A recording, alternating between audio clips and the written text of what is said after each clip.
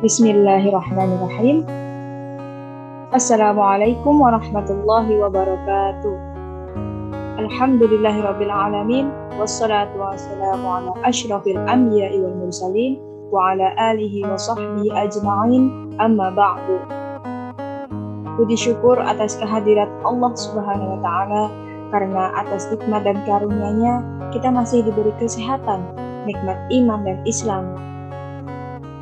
Karenanya kita masih bisa diberi kekuatan untuk menjalankan aktivitas seperti biasanya.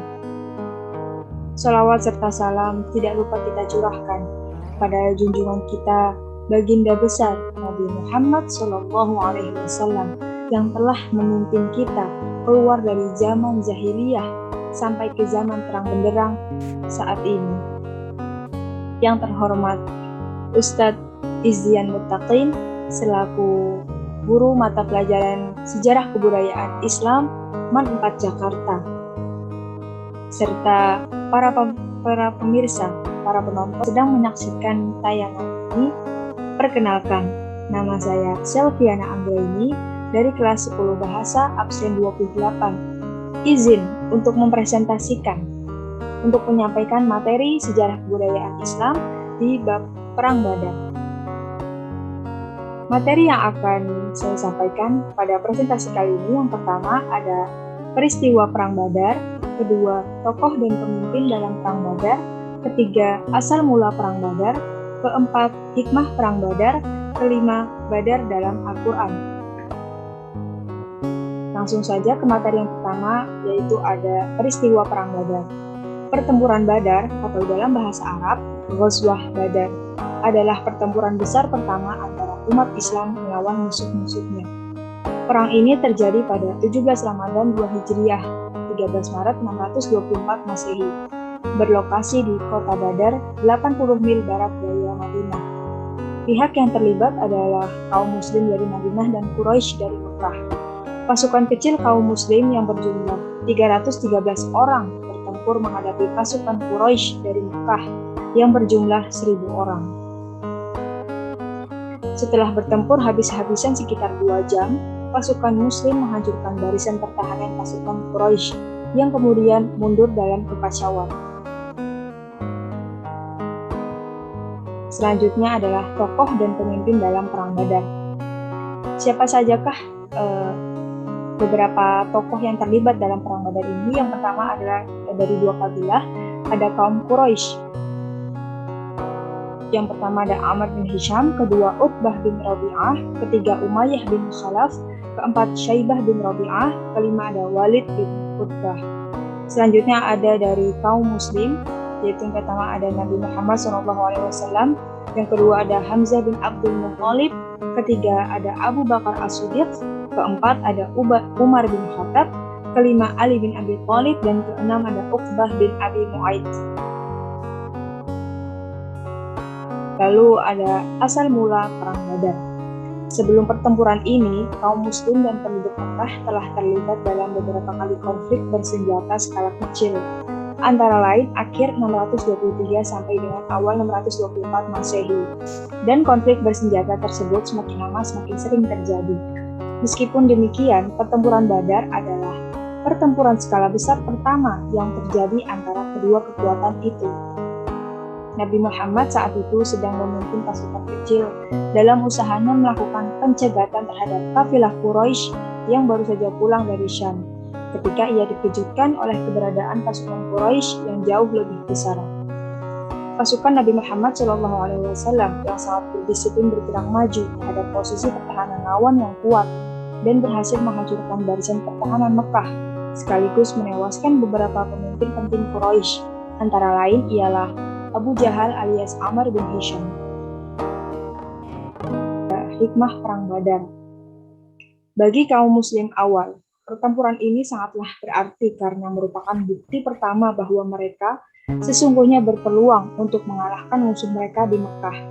Mekah saat itu merupakan salah satu kota terkaya dan terkuat di Arabia zaman jahiliyah. Kemenangan kaum muslim juga memperlihatkan kepada suku-suku Arab lainnya bahwa Suatu kekuatan baru telah bangkit di Arabia, serta memperkokoh otoritas Nabi Muhammad SAW sebagai pemimpin atas berbagai golongan masyarakat Madinah yang sebelumnya sering bertikai. Berbagai suku Arab mulai memeluk agama Islam dan membangun persekutuan dengan kaum muslim di Madinah. Dengan demikian, ekspansi agama Islam pun dimulai. Kekalahan Quraisy dalam pertempuran Badar menyebabkan mereka bersumpah untuk membalas dendam, dan hal ini terjadi sekitar setahun kemudian dalam pertempuran Uhud.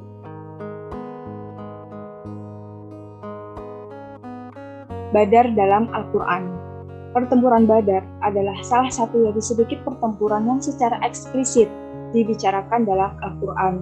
Nama pertempuran ini bahkan disebutkan dalam surah Ali Imran ayat ke-123 sebagai bagian dari perbandingan terhadap pertempuran Uhud, yang artinya adalah, sungguh Allah telah menolong kamu dalam peperangan Badar, padahal kamu adalah ketika itu orang-orang yang lemah. Karena itu, bertawakallah kepada Allah, supaya kamu mensyukurinya. Ingatlah ketika kamu mengatakan kepada orang mukmin, apakah tidak cukup bagi kamu Allah membantu kamu dengan 3.000 malaikat yang diturunkan dari langit? Ya, cukup.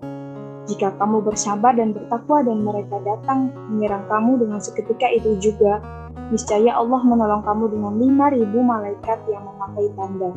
Quran Surah Al-Imran ayat ke-123-125. Menurut Yusuf Ali, istilah syukur dapat merujuk kepada disiplin.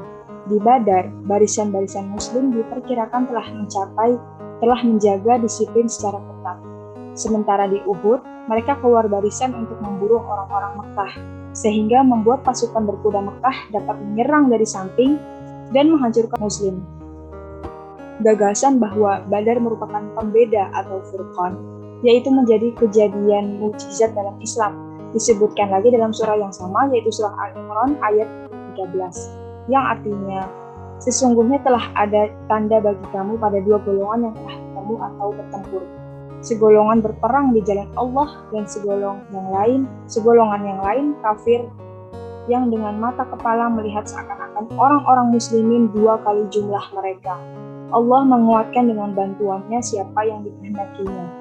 Sesungguhnya pada yang demikian itu terdapat pelajaran bagi orang-orang yang mempunyai mata hati. Quran Surah Al-Imran ayat ke-13. Lalu yang terakhir, Badar juga merupakan pokok pembahasan surah ke-8 Al-Anfal yang membahas mengenai berbagai tingkah laku dan kegiatan militer.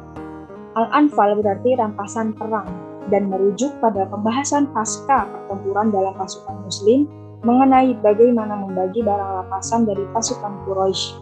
Meskipun surah tersebut tidak menyebut Badar, isinya menggambarkan pertempuran tersebut, serta beberapa ayat yang umumnya dianggap diturunkan pada saat atau segera setelah pertempuran tersebut terjadi.